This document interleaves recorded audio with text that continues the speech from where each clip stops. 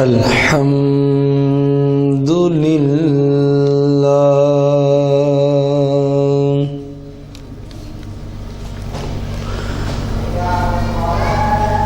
الحمد لله الذي أنعمنا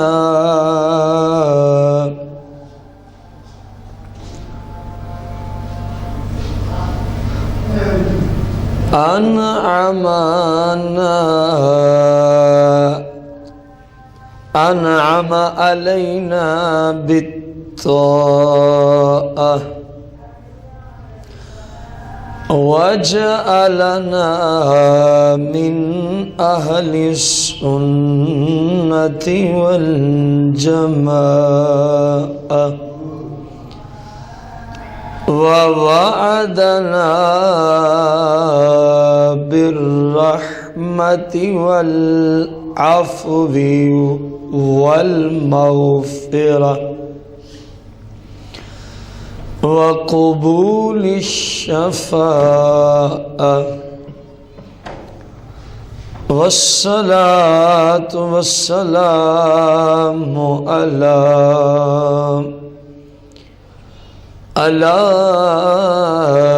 سيد الأنبياء والمرسلين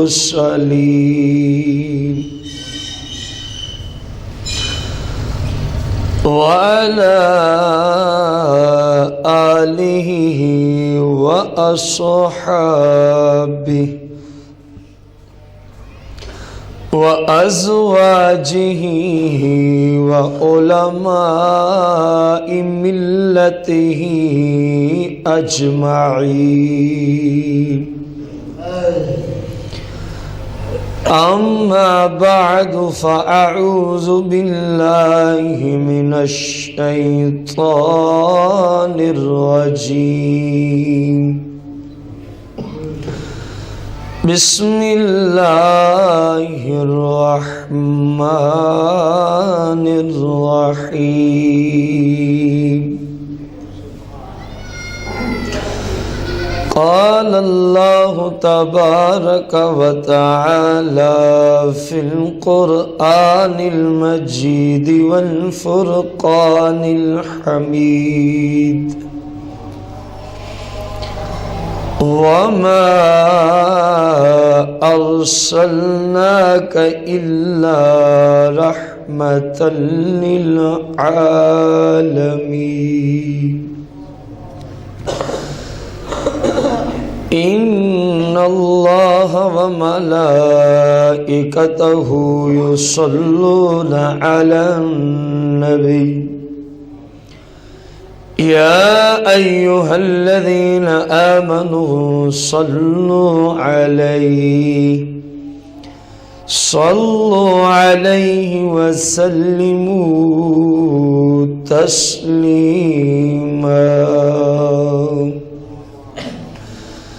الصلاة والسلام عليك يا سيدي يا رسول الله الصلاة والسلام عليك يا سيدي يا حبيب الله الصلاة والسلام عليك يا سيدي يا شفيع المذنبين الصلاة والسلام عليك يا سيدي يا رحمة للعالمين مولاي صل وسلم دائما أبدا على حبيبك خير الخلق كلهم.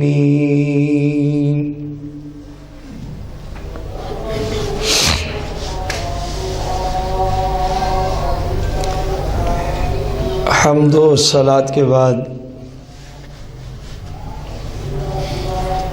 سامعین محتشم، ہمارے آج کے جمعۃ المبارک کے خطبے کا جو موضوع ہے،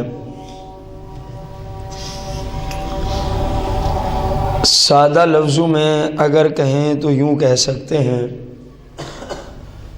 سرکار مدینہ علیہ الصلاۃ والتسلیم اس جہاں میں ظاہری طور پہ جو تشریف لائے اس کا مقصد کیا ہے؟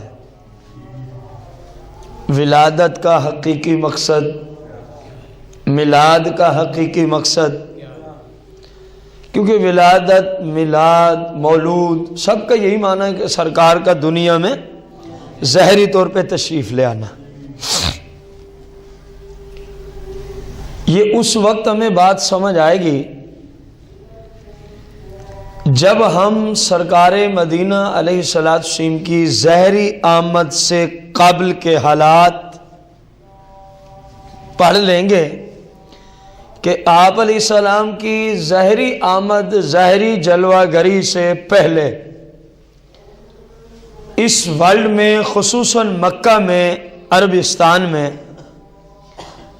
لوگوں کے اندر معاشرتی اعتبار سے ان کا کردار کیا تھا۔ پھر سمجھ آئے گی کہ جب آپ آئے تو کوئی تبدیلی آئی کہ نہ آئی اس کردار میں۔ اگر آئی تو مطلب نکلا کہ آپ کی آمد کا مقصد وہی ہے۔ آپ کی آمد کا مقصد کہ بگڑی ہوئی مخلوق جو گمراہ ہو گئے، اللہ جل شانہ سے جن کا تعلق ٹوٹ چکا، جو صراط مستقیم سے ہزاروں میل دور چلے گئے، سرکار مدینہ علیہ السلام کی آمد کا مقصد تو یہی ہے کہ جو گمراہ ہو چکے ہیں ان کو اللہ کا راستہ دکھایا جائے، ان کو اللہ کی طرف راستہ۔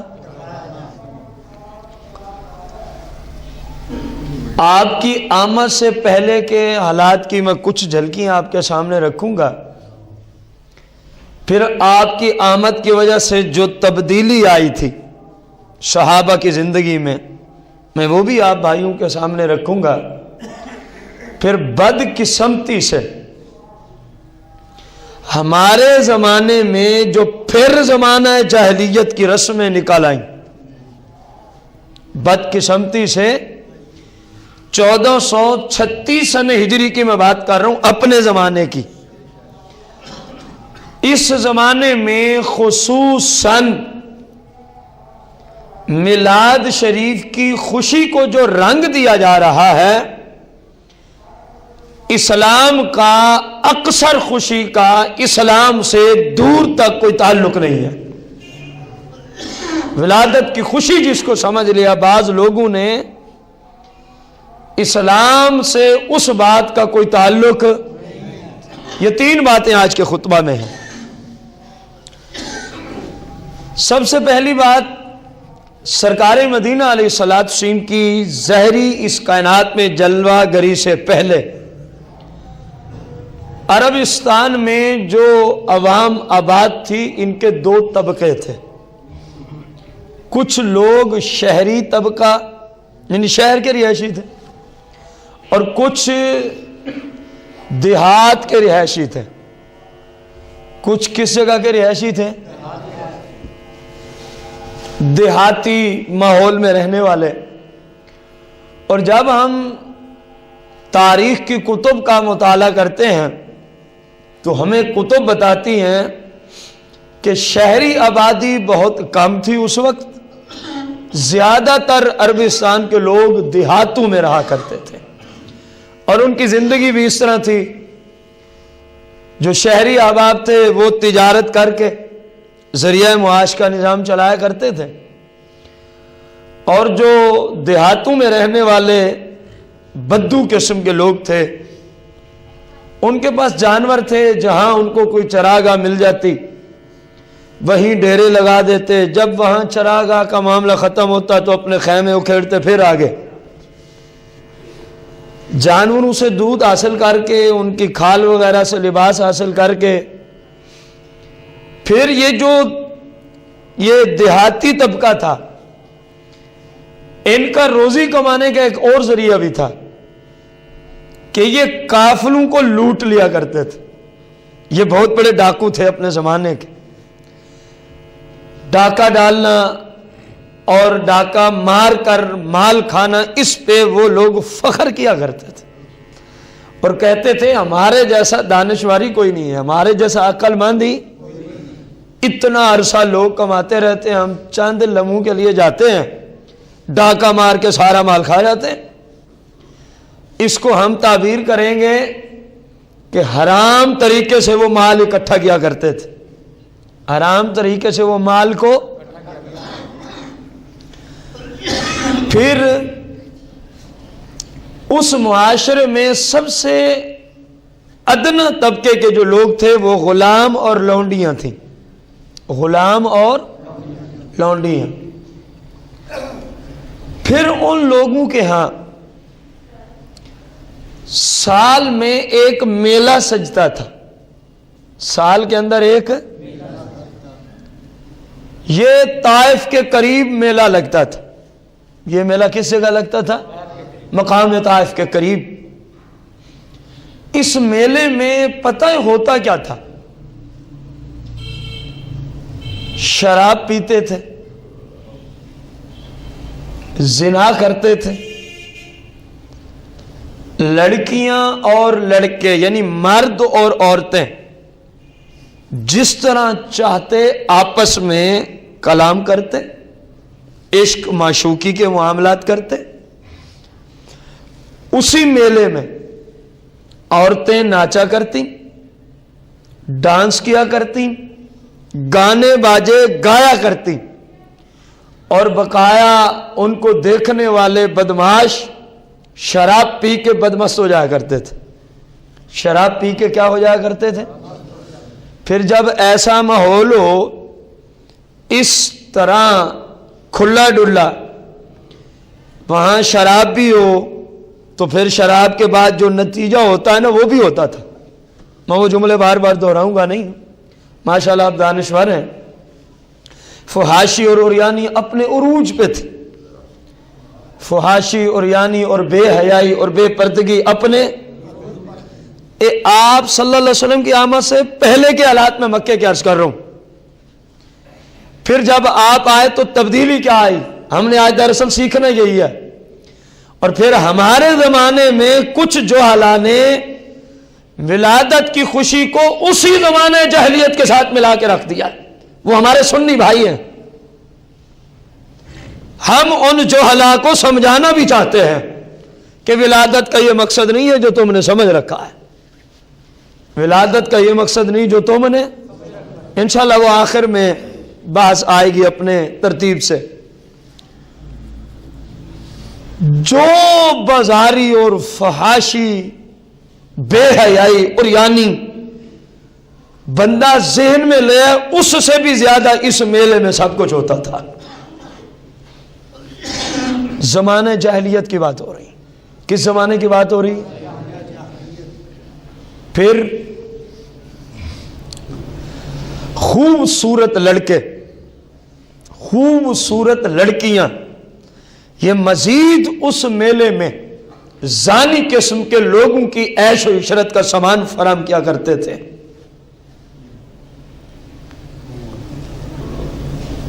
اور اس میلے میں شہوانی خواہشات کو جس طرح کوئی چاہتا اس کو پورا کرنے کی کھلی اجازت تھی، اس کو پورا کرنے کی کھلی ڈلی۔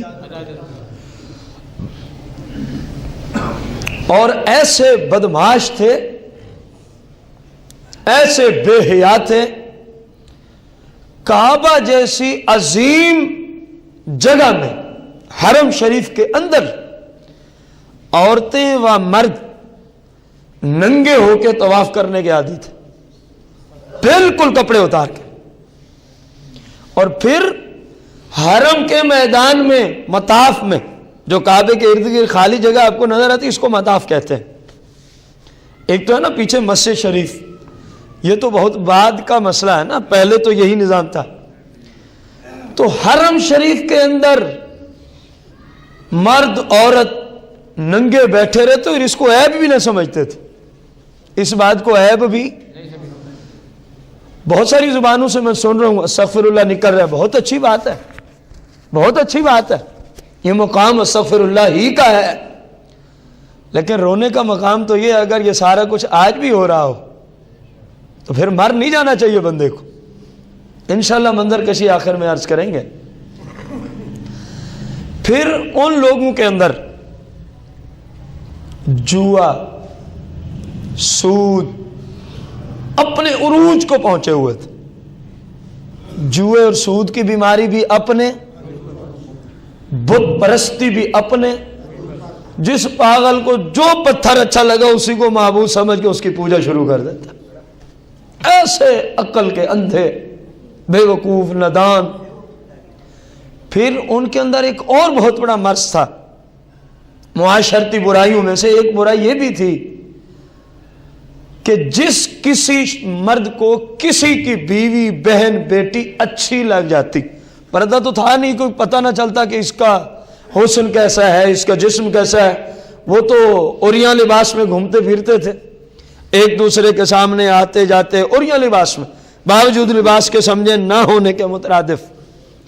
تو جس کو جو اچھی لگ جاتی وہ اس عورت کے ہر عضو کا ذکر جس طرح چاہتا مجمع عام میں کر دیتا. سر سے لے کر پاؤں تک اب میں ہر عضو کا نام نہیں لینا چاہوں گا.